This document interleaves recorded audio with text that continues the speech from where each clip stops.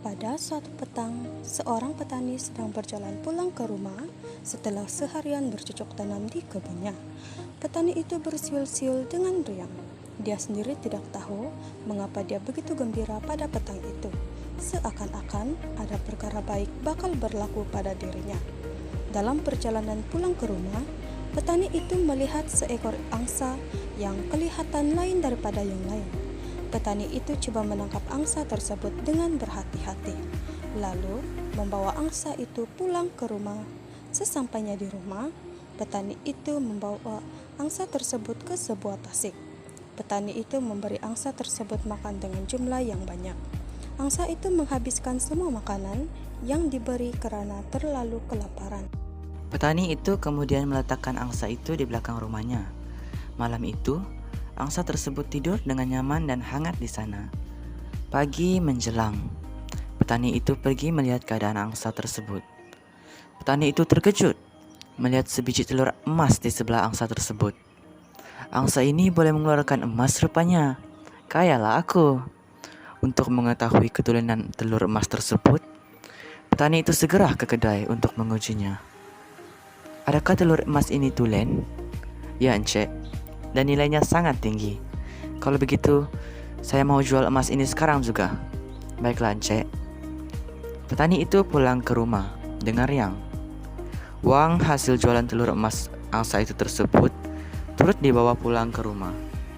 Sejak saat itu, angsa tersebut terus mengeluarkan sebiji telur emas setiap hari. Namun, petani itu merasakan sebiji telur emas sehari masih lagi tidak mencukupi. Kalaulah angsa ini mengeluarkan lebih banyak telur emas dalam sehari, pasti aku akan menjadi lebih kaya raya dengan cepat. Maka, petani itu coba memaksa angsa tersebut untuk mengeluarkan lebih banyak telur emas. Keluarkan lebih banyak telur emas sekarang. Setiap hari, angsa emas itu mula mengeluarkan 2 biji telur emas. Aku tidak puas hati. 2 biji telur emas sehari masih tidak cukup untuk membuat aku kaya. Walaupun petani itu sudah dilimpahi dengan kekayaan, dia masih mahu angsa itu mengeluarkan lebih banyak telur emas. Keluarkan telur emas lagi. Petani itu menjadi semakin kaya dan kaya. Namun, masih saja dia merasakan kekayaan itu tidak mencukupi. Aku mau cepat kaya. Aku tidak mau menunggu esok. Aku akan menyembelih angsa tersebut untuk mendapatkan semua emas dalam angsa tersebut. Petani itu membawa angsa tersebut ke dalam rumah. Tanpa berfikir panjang, petani itu menyembelih angsa tidak berdosa itu. Nasi sudah menjadi bubur. Petani itu tidak menemui sebarang emas dalam angsa itu. Ternyata, badan angsa itu sama saja seperti badan angsa-angsa lain.